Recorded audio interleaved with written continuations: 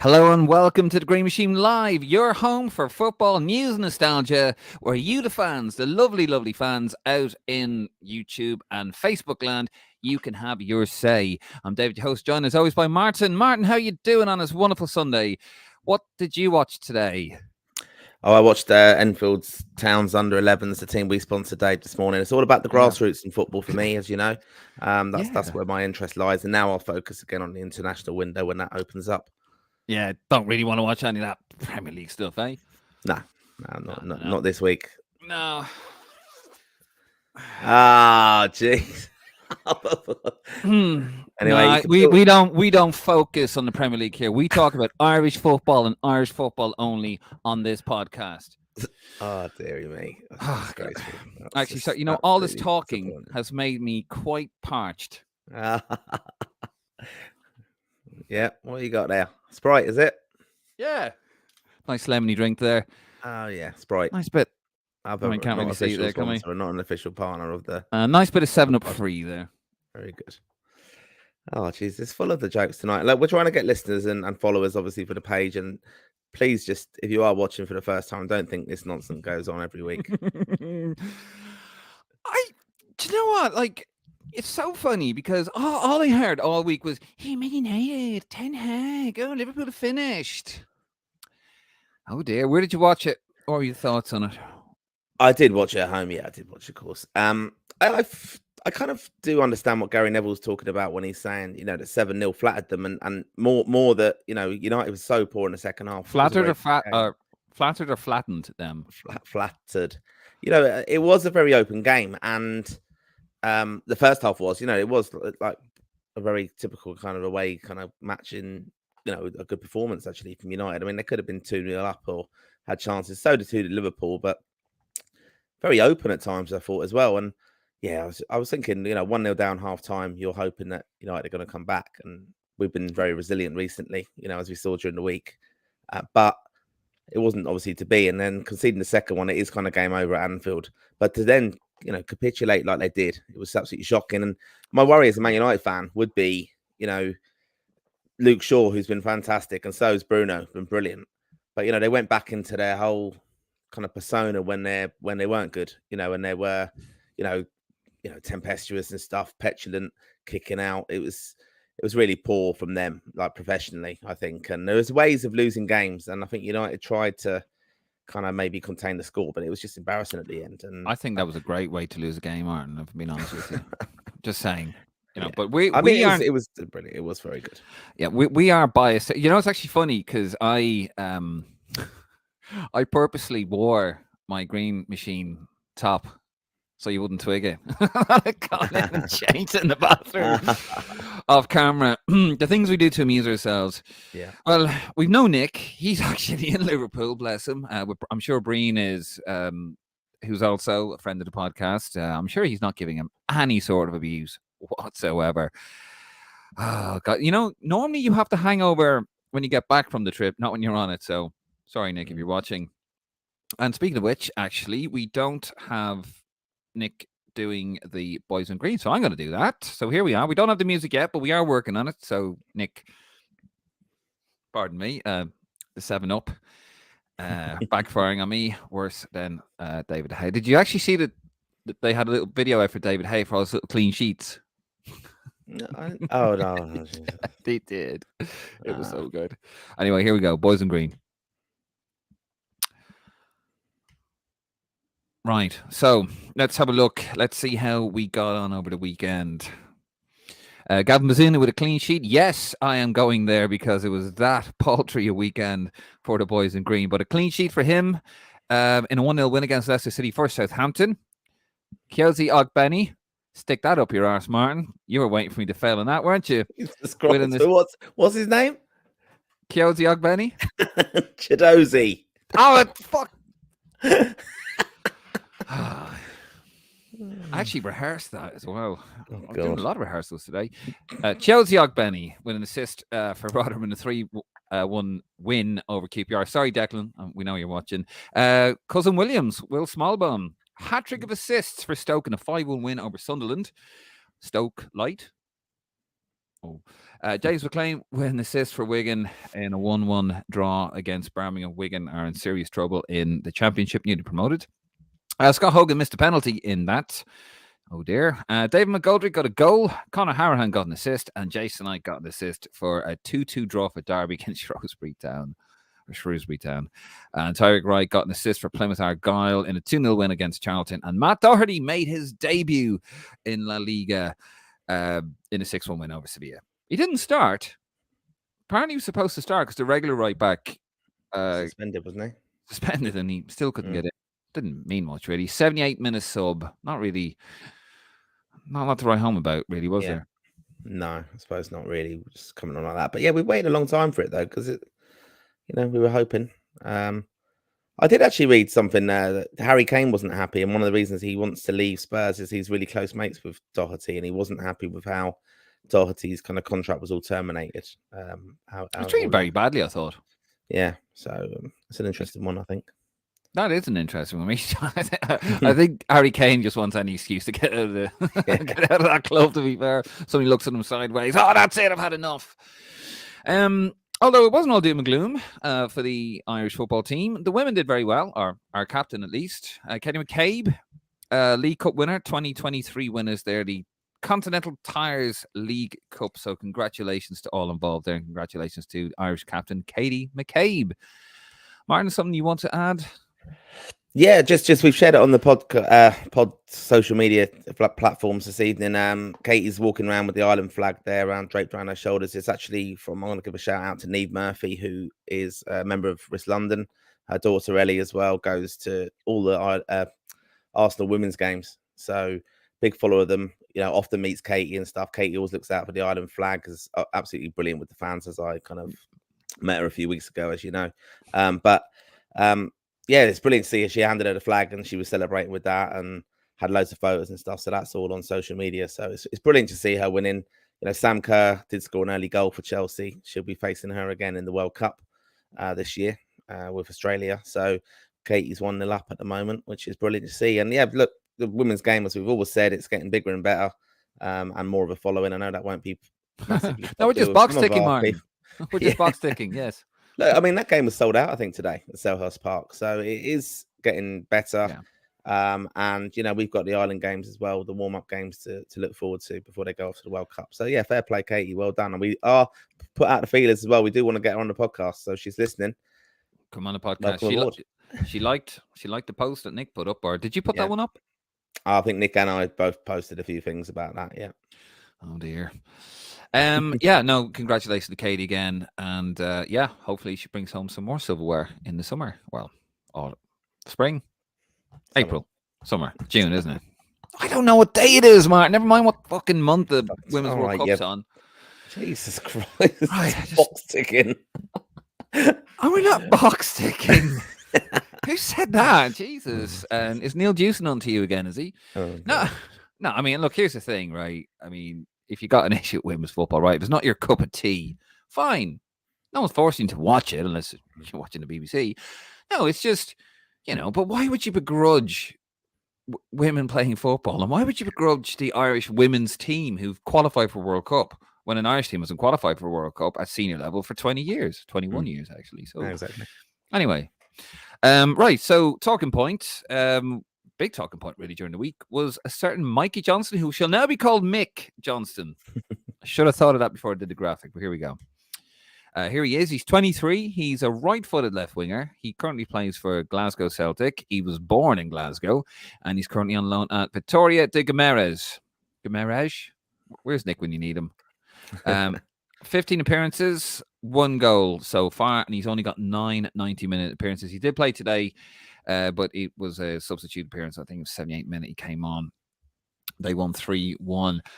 He hasn't played for the Scottish senior team, so don't start accusing us of a Declan Rice. More of a Jack Grealish, I think. 5 caps apiece for the under-19s and under-21s, and also 3 goals apiece there. So Stephen Kenny's very happy. He has been going on for a left winger, hasn't he? He's been wanting a left winger. He was so desperate for a left winger, he even put your mate as a left wing back, didn't he? Callum Madada. Yeah, no, I mean, he does want to play with wingers. So Who are? yeah, we've been on the lookout for them for a while. So I think he's quite he's just casting the net wide basically, and yeah, this is an interesting addition, isn't it? I think so. Yeah, we'll see now. Look, we often hear these players kind of declare themselves, but they never really go anywhere as well. So and it's interesting. Yeah, played underage for Scotland, but it's not the same situation as we've had previously. And I also noticed during the week, Bristol City were playing, and Roy Keane actually mentioned Mark Sykes and that he'd made a very brave decision in moving from Northern Ireland. So got a bit of character about him. So it was nice to see him get a shout out by Roy on ITV during the week. Yeah, no, it was. I mean, look, a lot of people giving out about him. I mean, it didn't get people, totally excited. I mean, it's extra depth. It's a position we are a little bit tight in at the moment. So hopefully he'll prosper there. But look, he's playing in the top division of Portugal. He's playing football, so hopefully it will work out for him. Do you reckon he's going to feature in March, or does that come too soon for him? I mean, he's not going to be in the 21s. He's too old, obviously. Yeah, I think it might be a bit too soon even for March, though, because I don't know. The fact he's kind of declared, I suppose, is kind of saying he's interested in possible call-ups, but there's a lot of other players, I think, above him. We've done this a few times, haven't we? Like with Sammy Smodix, what's his name at Portsmouth? Harness. Yeah, Marcus Harness, yeah. Brought him over, did the whole, got on the knee, picked up the bit of grass, wept, his Irishness, his newly discovered Irishness, and just never featured again, or hasn't featured since. Yeah. And Sammy Smodix can't seem to get. I mean, hit a lovely one off the crossbar. Actually, he's very unlucky there. But look, we'll see how it goes. Mick Johnston, and best luck to him there. Look, if he does the business, fair play. Another talking point during the week, which would affect all aspects of football, really, is FIFA are proposing a rule change here. This comes about every few years, Martin, doesn't it? So what it is, it's to stop time wasting. And in theory, on the top of it, it actually looks like a sensible move. So here's what it is. It's Football Joe. FIFA are considering a new game clock rule. So what it is, basically, if the ball goes out of play, the referee stops the clock. So you're guaranteed to get 90 minutes. It's going to stop time wasting, all that kind of nonsense. You probably wouldn't have won the Premier League in 93 if this had come in. Showing our age there a bit. So I remember this first came in, actually, when Glenn... Do you remember there was a game... It was the FA Cup. I think it was Chelsea against Blackburn or Newcastle. Alan Shearer was the striker, and Dimitri Karin, do you remember him, was in goal for Chelsea. Yeah. And they were winning 1-0, and I think it got to the 98th minute. This was before you had the board with the the time on it.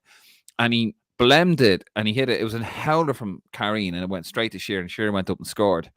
And it had to go as a replay, I think, to Ewood Park or St. James. I can't remember. It was one of them. And Glenn Hoddle was the manager at the time. So I think it was Blackburn. And he was giving out yards about it, wasn't he? He was like, right, I want this to be stopped. Anyway, show me age there again. And that's actually what prompted the whole... Because soon after that, he brought in, the added time on the board. But on the whole, it looks like a promising idea. But it looks like some people are a bit worried it's going to bring ads into it. Yeah, I'm very skeptical. I can't see this happening, to be honest. I think we saw in the World Cup, I think they managed it quite well in the World Cup. And most games, some of them with very clear injuries, they were... I think you stop it for that, but you can't be stopping it for throw-ons and going out for corners and things like that. It's a good discussion point because I watched the Arsenal game yesterday and, 6 minutes went up and I think they scored the goal in the 97th minute technically.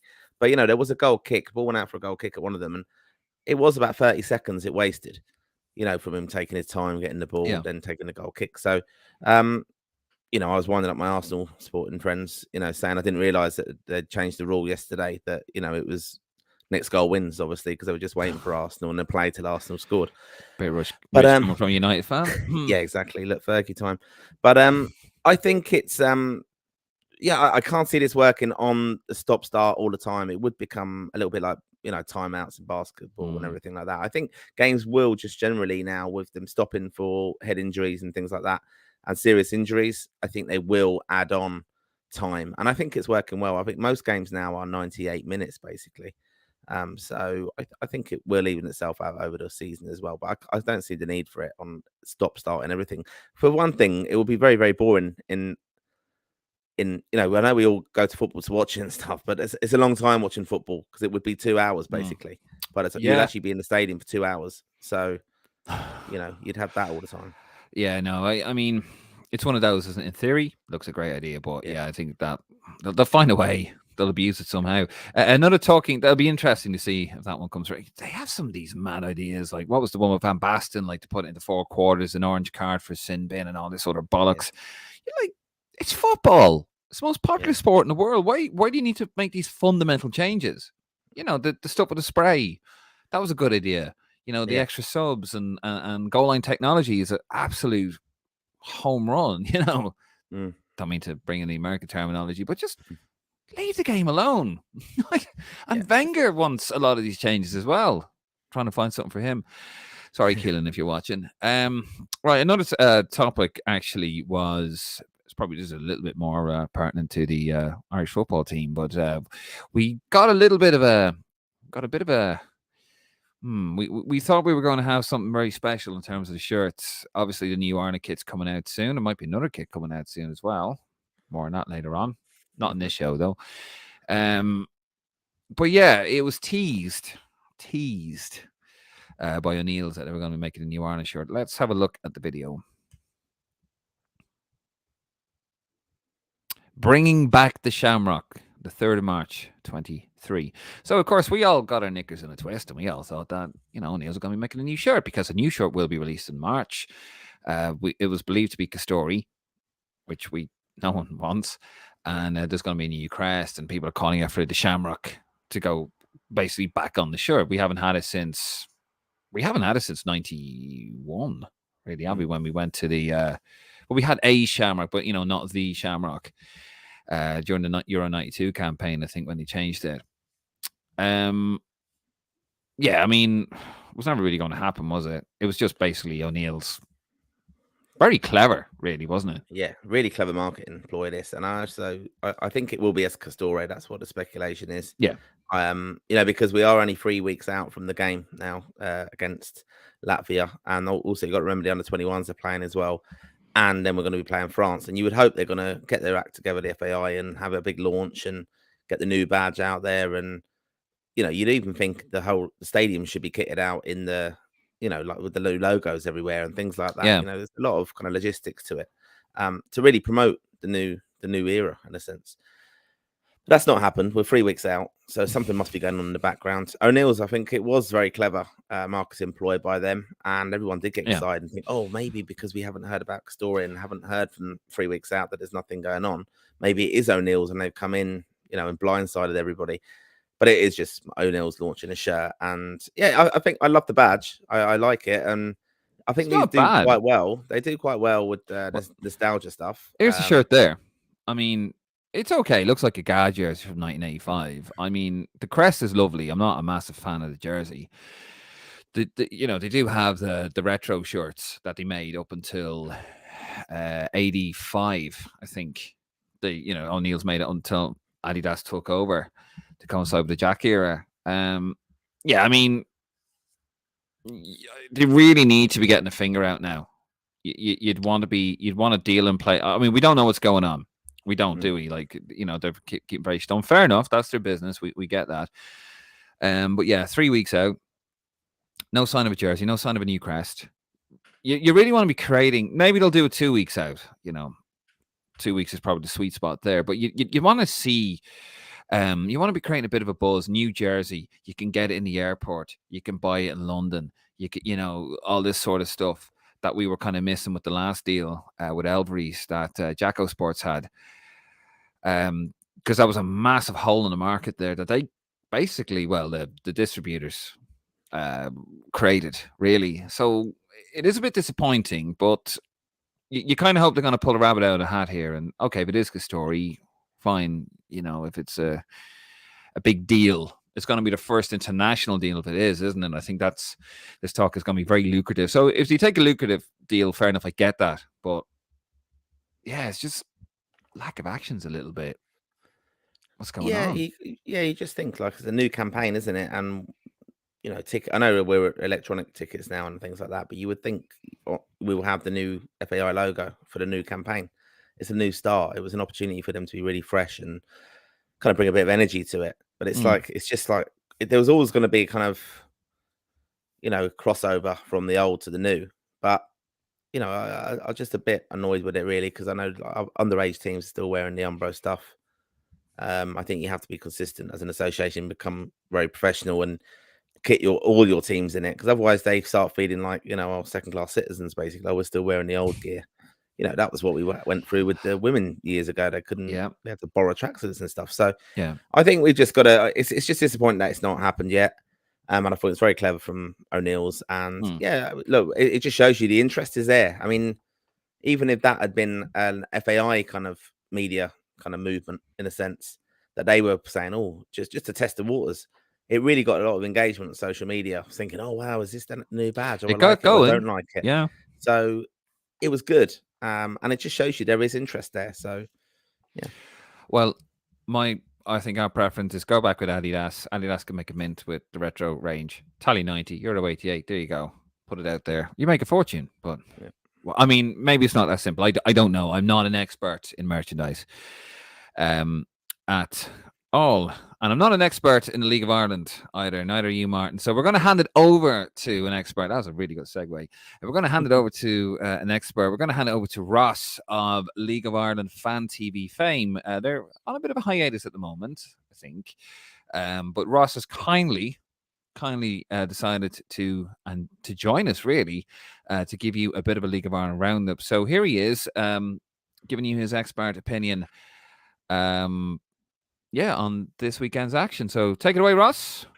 What's going on, guys? Delighted to be welcomed onto the Green Machine podcast. I think this is going to be now a weekly segment doing an LOI roundup, so absolutely honoured to be invited onto the channel to do this. Down to Turner's Cross first, where Cork picked up a 4-0 win over UCD, a very comprehensive victory, and it's an important one as well. Cork's first points of the season, and a win like this will kind of settle the nerves down there, obviously newly promoted side, and give everyone a big boost, and they can really kick on from here. Drogheda continued their strong start to the season with a 1-0 win over Sligo Rovers. An Adam Foley goal in the second half was the only thing to separate the sides. That's now 5 points from 3 games from Drogheda. And it's a relatively tough start to the season as well. Obviously, Shells and Rovers in there as well. So they'll be absolutely delighted with themselves so far. Next up, we probably had the shock of the weekend as Dundalk put 5 of the best past St. Patrick's Athletic. A really shocking result and one I didn't see coming whatsoever. Stephen Donald, of course, previously of St. Pat's, you think they'd have a bit more bite, a bit more character to their performance, but they're a really lacklustre, disappointing one for Tim Clancy's men. A really concerning result. But for Dundalk, they'll be absolutely thrilled. Huge result for them. And it was Shelburne who got the bragging rights in the North Dublin derby, picking up a 1-0 win over Bohemians. Now, a lot of Bohemians fans were kind of going back and forth with Shells on Twitter all week, and it was them who were left with egg on their face come the final whistle. A huge talking point in the game was, of course, Dylan Connolly's red card when the game was still at 0-0, but I really don't understand why this is a talking point. You can't raise your elbow to an opponent and then strike them in the face with your elbow. I really don't understand how people are even disputing this. Really strange when a stonewall red card. But yeah, much needed points for Damien Duff's men, and Keane Levy looks the real deal. A cracking goal from outside the box. And finally, we had the 2 title favourites going head to head as Shamrock Rovers, without any centre backs in the squad, pretty much going ahead against Derry City. This one ended in a 2-1 away win, a massive result for Derry City as they extended their lead from Shamrock Rovers to 5 points after 3 games, which is hugely significant. It was a really good game of football and really enjoyable one to watch as well. Both sides tried to play the right way, and it really was a great advert for the league. My player of the week this week is Dundalk's number 10, who gave a 10 out of 10 performance, Greg Sloggett. He was a real driving force in the midfield for Dundalk all night long against St. Pat's. Was a key component in their 5-0 win. Thanks for having me on, guys, and I'll see you next week. Thanks for that, Ross, and we will see you next week. Just to just to put a cap on it. I don't know what I'm saying anymore. We're just going to go through the results here, starting with the Premier League. So Cork City with a 4-0 win over UCD. Drogheda United with a 1-0 win at home to against Sligo Rovers. Dundalk with a 5-0 win over St. Pat's. That's my team, Pat's. Shelburne 1-0 win over Bows. David Gray was at that match, actually. the singer, Babylon, and all that. Shamrock Rovers lost 2-1 at home to Derry City. Not a great start for them. Division 1 results here as well. Kerry got their first point, and I mean first point ever. Ever at home to Treaty United, relative newcomers as well from Limerick. Waterford 0, Galway United 1, Wexford 3, Athlone Town 0, Finn Harps 1, Bray Wanderers 1. Just a cheeky look at the Premier League table here. Derry City on top with 7 points, Bow second, Drogheda third, Dundalk fourth, Sligo fifth. And propping up the table, no surprise here, UCD, but Shamrock Rovers and Cork City as well. Not a great start for Stephen Bradley's men. Division 1 table looks like this. Galway United on top. Maximum points from 3 games. That's 9 points. Bray Wanderers, Cove Ramblers, Athlone Town and Waterford. And propping up that table is the new boys. Kerry, obviously they only got the 1 point so far this season out of 3 games. And just very quickly, Premier League fixtures action tomorrow. You got Bohemians at home to Drogheda, Dundalk at home to Shelbourne, Sligo at home to St. Pat's, UCD at home to Derry City. They're all 7:45 kickoffs, and then you got the later kickoff at 8 o'clock, which is Shamrock Rovers at home to Cork City. Stephen Bradley will be looking to put a few things right. Of course, you can get all of that on the League of Ireland TV season pass. 120 quid, not bad if you want to support the League of Ireland and Irish football. It's a great way to do it, even if you can't get to the games, because, you know, not everybody from Ireland lives in Ireland. 2 prime examples. Well, me anyway. He's English. Right, so thanks very much for that, Ross. We'll do that a little bit every week now. So, actually, another new segment. Well, it's actually more of an old segment that's sort of been brought back. It's been polished. It was put on the shelf, and we've brought it back. And that is Roy Watch. There you go. You kind of get the impression that's what Martin's bedroom looks like. Various pictures of Roy Keane with distressed looks on his face. So we're going to do something a bit cheeky. Hopefully we don't get taken off YouTube for it. But there is a clip, an audio clip here of Roy Keane giving out about Declan Rice, before Man United's 3-1 FA Cup win. You remember that when you used to win at home in the FA Cup against West Ham? Anyway, so here he is giving out about Declan Rice. What do you see for Rice in terms of the future for him? Well, obviously he's got to focus on doing well for West Ham between now and the rest of the season. I don't think he's been great this season. I really don't. I think he's not really kicked on. You know, for all the talk about him, a lot of good PR coming out of West Ham, how much he's worth. I think he needs to do a lot more. Doesn't score obviously enough goals, doesn't get enough assists. Wow.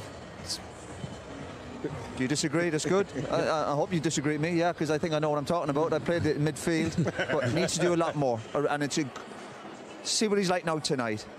You know, is it his all? Does he need to do more in every aspect of his game? Exactly. Yeah. And listen, I've been a fan of him. He turns up every week. He's always fit.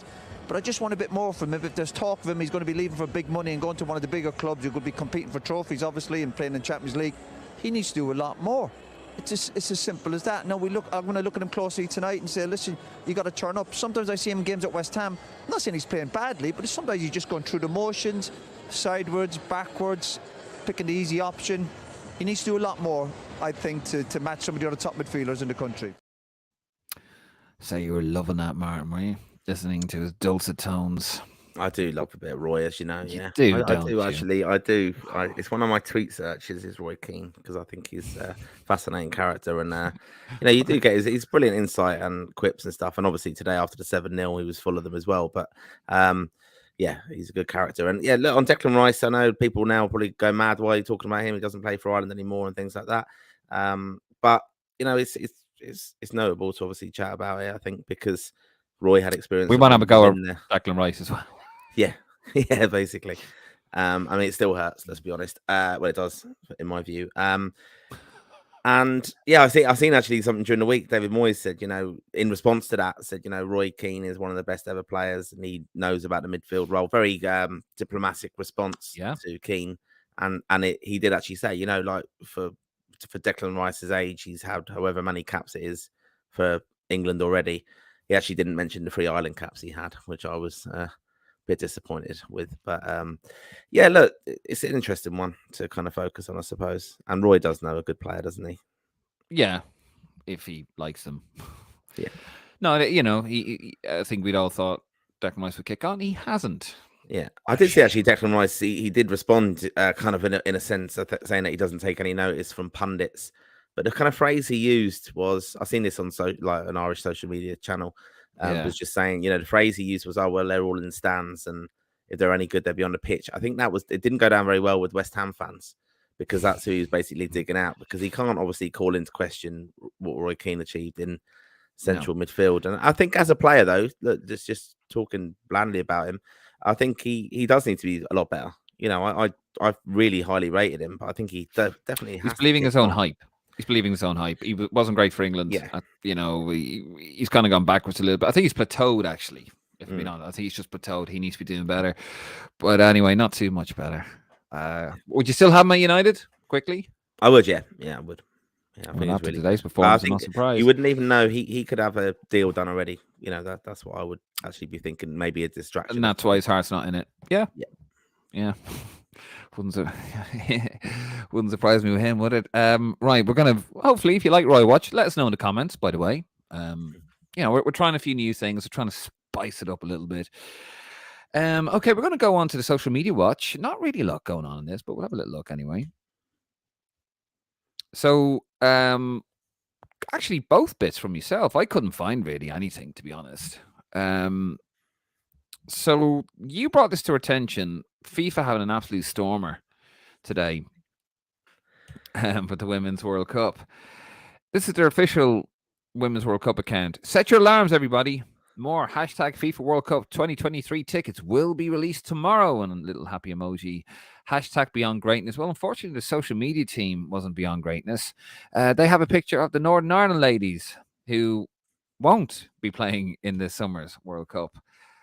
And this was deleted, wasn't it? It was deleted after 11 minutes, but someone screenshotted it quite quickly. And I think it's actually it's a big focus this week on women's sport in Ireland, I think. So that's why it's kind of been spotted as well. We need to get things correct about the women's game, I think, when we're talking about it. And FIFA to kind of fall on the world stage at the first hurdle where they're talking about tickets and stuff and putting in a team that aren't even there. So to be fair, though, that's the whole confusion. Unless you're from this island, that could be at any level in any sport. It doesn't matter if it's women's or men's; they would still get it wrong. Yeah, well, I think even back to Euro '88, I think there's even pennants, isn't there, that have got the Northern Ireland badge on rather than a Republic badge. I didn't know that. Wouldn't surprise me. Yeah, they get it wrong all the time. Here's another one as well. This. Actually, the other bit. Really, you got this one as well, Gavin Casey, and it's to do with the O'Neill's shirt, because David Schneid, who broke the story about the story deal, really, he was tagged in this one with the O'Neill's crest, and basically he says, "Have been told this has nothing to do with the FAI and the new Ireland kit." Basically, sticking to his guns as Castori. And then we got Barry Keogh from the Banshee of Inisherin. Basically with the quote, "Well, there goes that dream." Because it's a quote in the movie. I've never seen it, so no, you love that, man. Yeah, I do love that. I mean, I love Barry Keogh, and I think obviously he won a BAFTA, didn't he, recently? And he's off to the Oscars. But we're mentioning him in the context of Irish football because he was at Euro 2016. He was, and I wish I actually put the picture up of him, but there's a lovely picture of him with his lovely Euro 2016 shirt, and he's had a Sweden young man as well. Yeah, brilliant story about him, obviously, as we know, and going on to good things and representing the flats, is it? Yeah. No, I was going to say something there, but no, he if you ever want inspiration, honestly, if you want inspiration, have a look at his story. It is phenomenal. That guy just had a really shit start in life, and he has just done brilliantly. I actually put that up on the picture of him, and I just put on it like, look at this guy's backstory. It's inspiring. Just like that. Didn't go into it. And everyone's like, "Oh yeah, he's brilliant, fantastic." And then there's one guy turns around and goes, "Why'd you have to mention his backstory for? We all have a past. What are you bringing it up for?" I'm not bringing it up. I'm trying to inspire people, you dickhead. Yeah. I mean, I have seen the film. The film won't be to everyone's. I don't want to go this into a film review, of course, but it's not to everyone's taste. It won't be to everyone's taste. I've chatted about about the film to lots of people. It's something about it that's really stuck with me. But his performance in one scene is just absolutely incredible, and it's with the other girl in it who also won a BAFTA, I think, Best Supporting Actress, and she's Irish as well. But his performance in that is incredible. Yeah. Well, I haven't seen it yet anyway. I've heard it's brilliant, but I haven't seen it. It's strange. It's a strange film, but it's good. Yeah. Well, let's get into the comments anyway. A little bit of interaction here. Comments and questions. Declan Finnegan, we knew he was watching. Ogbenny had a great first half yesterday. Well, yeah, he did. He got an assist. Brian Wilson, fan of the pod, fan of the page. I can't watch live with David wearing that shirt. Sorry, Brian. Fair play, Brian. I agree with you. Don't encourage him to leave. We got Daniel, who starts with Evan Ferguson up front against France. If you think Evan starts, who'd you go with? I think it's an awful lot to ask of him to start up against France. I'd like to see it, but I think it will be Arsenal. I think Kenny's going to have to manage him very carefully. But it's going to all depend on him as a player and what he does against Latvia. I'd definitely start him against Latvia and see if he's ready to rise to the occasion. The question, though, who starts with him? I think he will go with Obafemi. Yeah. I think he likes him, and I think that could work. Big man, little man combination. Yeah. He is a beast, Evan Ferguson. Like, he's such a tiny footballer. He's a big lad. Yeah. You know, you guys had the Richie Byrne interview, which is available in the archives, by the way. Richie Byrne, great chat there yourself and Nick had with him about conditioning and all that, and about how heavy injuries for young players are detrimental to the development. And, you know, he was on about like how you overload younger players. And this is obviously a lot of the football. It's like football, what's the word I'm looking for? Development. That's not the one, but that'll do. But sports science, football science. Yes, yeah. But certain players have it. They're just Norman Whiteside had it in the 82 World Cup. Rooney. Yeah, the 82 World Cup. Evan Ferguson has it, does he? He's a big lad. Wayne Rooney had it, just didn't look after it. So he is a big lad. I don't think he'll be he won't be anyway. Jesus, I'm at a lot worse tonight, but he won't be intimidated by the French. No, he won't be phased. No, I would go with him, and I would go with Obafemi. That's power and pace right there, and yeah, that's who I'd go with. Anyways, hopefully that answers your question, Daniel. John Kennedy, love that shirt, Dave. Hi, Matt. That's taking the piss out of me. Yeah, that's my brother-in-law. Thanks, Liverpool fan. Cheers. Good man, John. Why is he calling you Matt? What's the story there? I don't know. Some people call me Matt. He's your brother-in-law. He doesn't know your name? I don't know. Or is it the fact you sound like Matt Holland? I don't know. Yeah, maybe. Paul Culleton over on the YouTube channel. Great show, lads. How you doing, Paul, by the way? Hope all is well with you. Just wondering, in what position do you think new recruit Mikey Johnson will play in Stephen Kenny's 3-5-2 system, considering traditionally he's been a winger? Wing-back. It's going to be left wing-back, is it? It would be, wouldn't it? I mean, we do play the 3-5-2, but yeah, like, you know, we can interact, doesn't he? The kind of forwards. He's had Robinson like left forward, Ogbene as well when he's had him he is right forward. Could be a right wing back because he's right-footed. Because he's gonna he's gonna be like the Stuart Downing. I'm using Liverpool terminology. When Stuart Downing was playing for Liverpool under Rodgers, instead of playing as a left winger, he was like a right left-footed. And he's left-footed, but played as a right winger because he wanted him to come in. So I don't know how that's going to work. Yeah, I don't know. I don't really know much about the player as well, to be honest. So I've not heard what Kenny said about him. And I know Kenny was on Off the Ball, wasn't he, last week, talking about how Croatia and following the World Cup basically and what he found with that. But yeah, look, he does talk about wanting to play wingers. So yeah, it's interesting whether he will stay true to form with that. Yeah, wing back. Some form or another, he'll be a wing back. Interesting nonsense. I'm not in favour of so many changes to the laws of the game. If it ain't broke, don't fix it. Yeah, I agree with that. You know, obviously stuff like the spray paint, stuff like the goal line technology, that enhances the game and it just gets rid of certain things. Just like that. Martin Fitzpatrick. Collins has lost his place. I'm worried. He did actually come on as a halftime substitute and they won 1-0. Coincidence? Hardly. I've seen their manager that he did mention, didn't he, that he had called him and he was ready and he was happy with how he played and things like that. So maybe it is opening the door again. You don't know. Sometimes behind the scenes there could be, you'd hope not, but a disciplinary problem. You don't know an awful lot. You kind of find out a few months later, but you wouldn't know Maybe what the true story is there. maybe not just discipline, just teaching them a life lesson or Yeah. you probably hasn't done anything wrong. It's just, look, you need a break. A lot of football, a lot of expectation on you. You need to come off a little bit. There will be a chance. He's got it. He's taken it. So it actually could be the making of him, really, at that club. You'd imagine he'll start in the next one. Glenn Forbes, thanks for highlighting and supporting the women's game so well. Quick question: which two men's players would have the biggest impact on the men's national team if they progressed / reached their potential? Love the jersey, Dave. Thank you very much, Glenn. Two players that would have the biggest impact on the men's team if they reached their potential.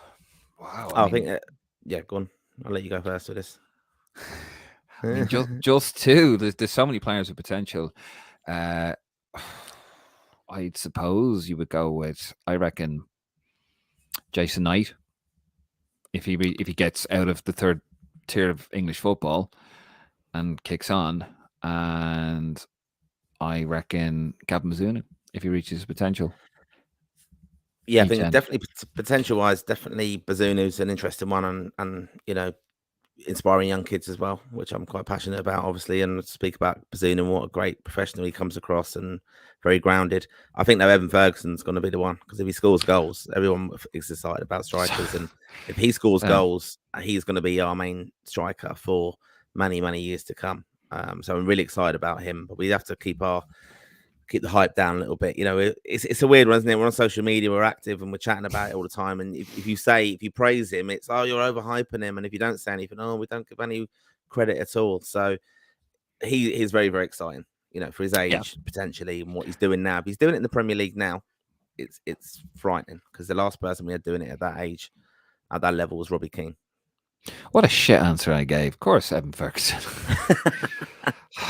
Sorry, lads. But another player I would say is who I think is going to go up higher and be really appreciated soon is when Burnley come up, people are going to see how good Josh Cullen is at Burnley and in the Premier League, because you'll be the more focusing in the Premier League, and you're going to see what a great player he is, and he will become, Glenn Whelan.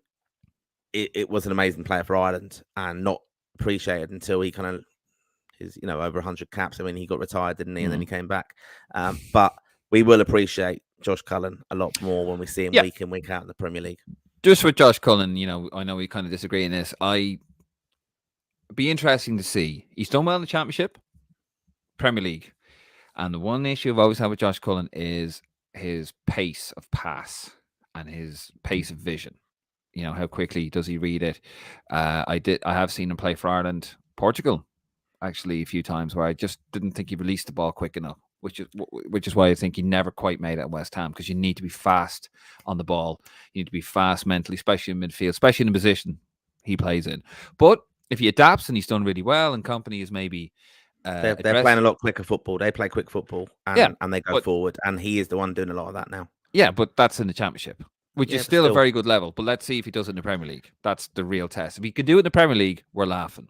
Yeah, I'm actually looking forward to that FA Cup game, because it will be on the TV when it's Man City against Burnley. I think that's quite fascinating to watch that. And one interesting thing, kind of link it to Ireland, is obviously that weekend that's the last kind of couple of few games before the meet-up.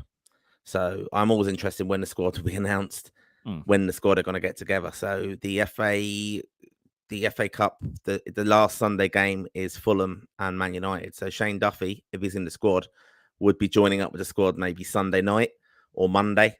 Right, I know he might not play or might not get in for Fulham, but so it'll be that weekend. Then the squad are obviously going to be meeting up that week. So be interesting.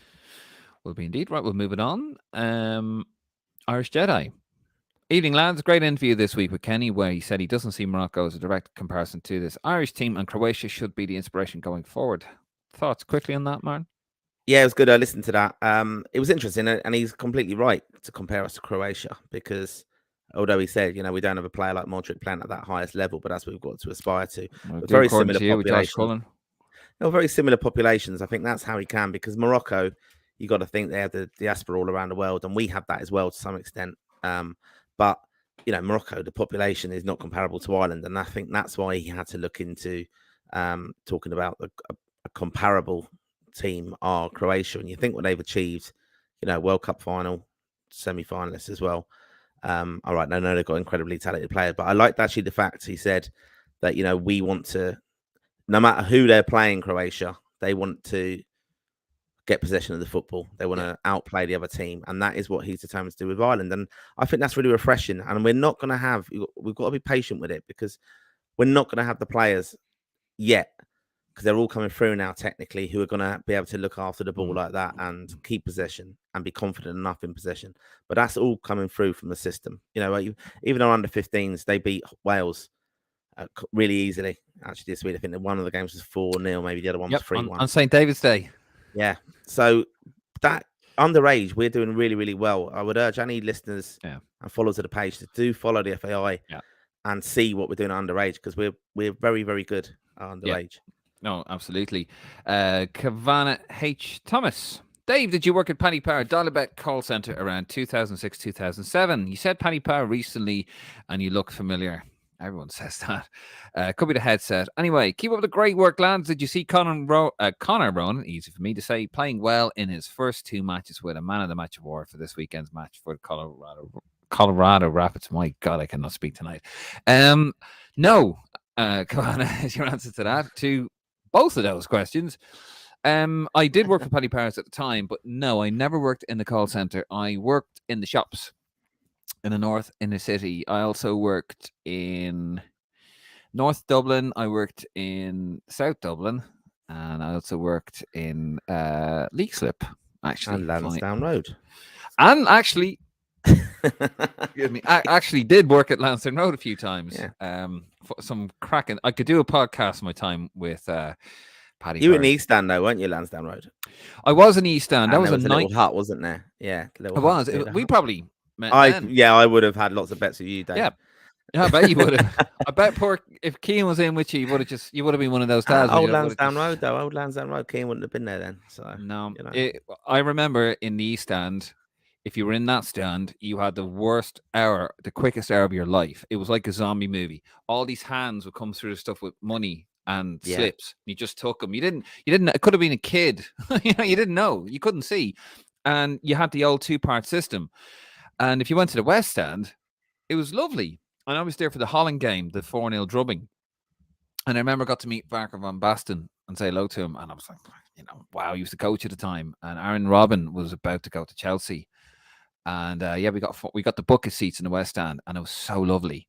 I think we did like 20 bets. The other one was carnage. Yeah. But I remember that I could tell you some great stories about my time at Paddy Powers. You probably wouldn't believe half of them, but they are true. Show. That would be a show, actually. 2 attempted armed robberies. Anyway, yes, and Conor Rowan. No, we didn't see him playing that, but he's doing well. But I'll certainly look that up now, though, to be honest. So, yeah, thanks for letting us know about that. Thank you very much. Irish Jedi. Also, would you guys select Shane Duffy for his leadership around the camp, even if he's not match fit to play? Around the camp, yes. I wouldn't be chancing him against France, though, Martin. Would you?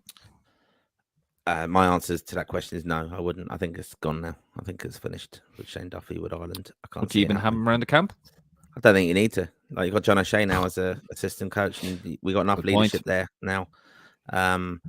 Senior pros there, who are doing very, very well. And I think that old thing's probably not as needed now. I think the squad has developed under Kenny in 2-3 years, and there's enough leaders in the team now.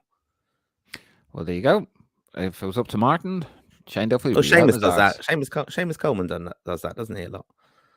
He's a captain. He's a leader. He is a leader. And John Egan's there as well. So we've got enough leaders in that team. Yeah, you think about the captains in our squad.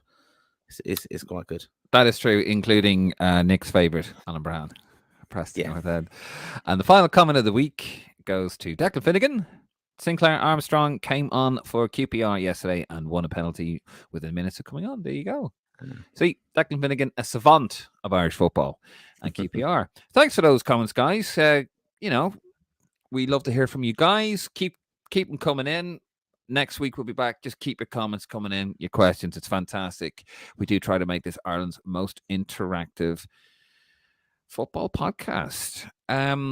on to the next one, Martin. We're going to be finishing up soon enough anyway. And it is this week back in the day. There we are. Now, we don't actually have a new episode this Wednesday because nothing happened. We tried.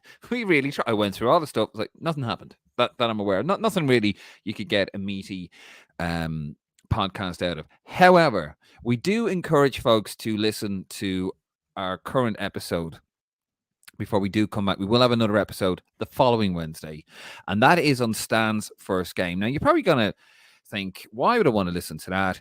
That's just going to be all a load of nonsense. It's just a game. We won 3-0. What is so interesting? And there is the graphic there. It was actually very interesting. The reason why it was very interesting was because Stan had his cheerleader by the name of Niall Quinn in the box because it was only on Sky Sports, and Sky Sports showed it live, and Niall Quinn was the commentator. And Niall Quinn played a little part in Bobby Robson. He played a little part in it, and he got Bobby Robson on board with Stan. So he was the ultimate cheerleader, and Martin and I have a right out. We go through it, and basically we have some fun with it. But here's some of the comments, Martin. Here is some of the footage from lovely Niall. Hopefully this doesn't get taken off YouTube. Bear with me now if I could just find it here. So first of all, here's Stan's entrance to the Lansdowne Road crowd. This is not doctored in any way, by the way. So here is his introduction to the Irish team, or to the Irish fans. Steve Staunton enters the arena as manager.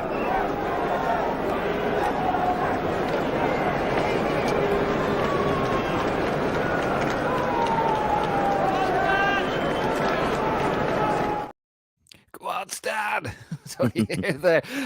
So yes, so that was the intro. So and then you hear during the game, like Martin, don't you, like Niall Quinn going on, oh, the city's buzzing, and the Dolphins back in the bay, and everything's great. It's fantastic. Oh, it's really brilliant stuff, isn't it? And everything's great.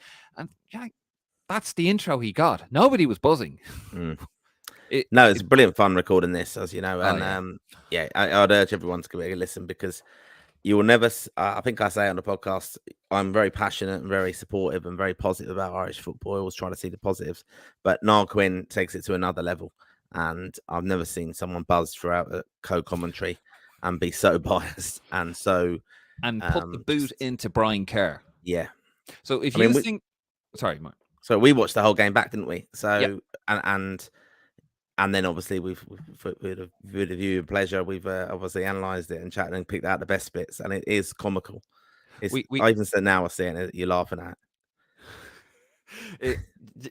We actually we got every bit of Niall Quinn fandom really for our cheerleading for his mate Stan, and we've actually included it in the episode. It is really, just for that alone, it is worth it. I actually might get a video and put it on Lansdowne Road to show you all of this. It's 7 minutes worth of footage. It is hilarious. Here's another clip, and you think he didn't put the boot into Brian Kerr at all. Have a listen to this. This is after Ireland go 1-0 up. Damien Duff gets his first goal for 2 years. Damien Duff in full flow, apparently, as Niall likes to say. But this is what Niall Quinn says after Duff gets to go. Have a listen to this. Wants him to go on his right, so he says, okay, I will. Then bang in the net. But just watch where he goes. Who does he go to? Who are these players happy with? The manager. They're pleased for him. Wonderful. Who's he go to? Who's he happy with? The manager. Wonderful. That's brilliant stuff. That's world-class stuff now. It's brilliant. That's all you hear, isn't it? It's ludicrous. So anyway, so go on to the YouTube channel there. Go on to wherever you get your podcasts. It is an audio podcast. This week, back in the day, Stan's first game. Trust me, it is worth a listen. Wherever you get your podcast, it is available there. And actually, that's all we have time for. It's been an interesting week. Fantastic. I had a great weekend. Do you know that? I did as well, because I'm absolutely delighted. When our captain of our country wins a trophy for their club, I'm always happy. So I'm really happy with Cave, and that's what I'll take away from this weekend. Yeah, and Liverpool pull 7 past the scum. I'm fucking ecstatic. Right, that is all we have time for this week. I probably lost a lot of followers there. Well, have your say then, and fucking tell me what you think of it. I don't care. All of us listened all week was, Man United this, Man United. I did actually predict Liverpool would win. Genuinely, not honest to God. I did not think it'd be like that. I just thought Liverpool put everything into it because it was like a cup final. They're on a bit of form. 3 wins in a row, but they're not back. Liverpool are not back. No, they're not. No, that's the thing. But United, it could be massively unraveling for United. But I think so. they won't. I don't think it will. I think there's just too many leaders in that dressing room. I don't know. I don't think the title's on, obviously, but I think they'll still win Leaders? another trophy this year. No. Leaders on the team, yeah. Look, it could go either way. You could fire them on. This will be a real test of the character. It could fire them up, or it could actually it could ruin them. A result can ruin a team if the response isn't immediate, fast, and appropriate. Yeah. Just saying. Anyway, that is all we have time for this week. Be sure to subscribe to our YouTube channel. Please do. And wherever you get your podcasts, and to follow us on Twitter, Instagram, and Facebook, which is all in our bio. Thank you so much for supporting the podcast. We really do appreciate it. And we are going to see you next week. Is it FA Cup week next week, Martin? No, not next week. No. Week after. Well, let's bugger that conversation. Anyway, thank you very much. All the best. Look after yourself, and we'll see you next week.